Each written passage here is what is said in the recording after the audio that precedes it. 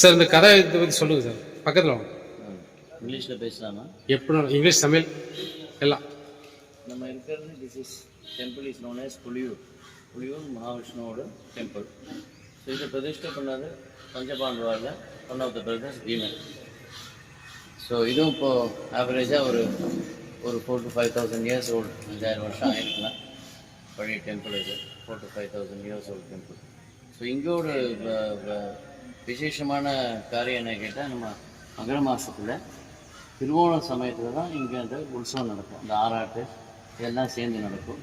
And காவடி ஆட்டம் இங்கே ரொம்ப particular. அதை எப்படி கேட்டால் நம்மளுக்கு 14ஆம் தேதி. ஸோ நம்மளுக்கு அந்த 14ஆம் தேதி அன்றைக்கி காவடி ஆட்டம் it's a very big thing இங்கே. அண்ட் நம்ம இங்கே பார்க்குறது பீமனோட கதை. பீமன் பிரதிஷ்டை பண்ணனால பீமனோட கதை ஒரு நம்மளுக்கு தெரியறதுக்கு பீமன் தான் பிரதிஷ்டை பண்ணாலும் சொல்லி. இந்த கோவில் எங்கே இருக்குன்னு சொல்லிடுங்க சார். எந்த புலியூர் சொல்கிறது ஸ்மால் வில்லேஜ், செங்கனூர் இதில் வரும், கேரளா. கேரளா தான் அந்த தாலூக்கில் இருக்கிற புலியூர் வில்லேஜ் சொல்கிறது ஒரு 4.5 கிலோமீட்டர் ஃப்ரம் செங்கனூர். பட் ஆனால் செங்கனூர் தாலூக்கில் வரும். ஓகே. ரொம்ப பழைய டெம்பிள். ஓகே. எத்தனை வருஷம் சார் இருக்கும்? இது ஒரு இது எப்படி பண்ணாலும் ஒரு 4,000 5,000 வருஷம் இருக்கும் பழைய டெம்பிள்.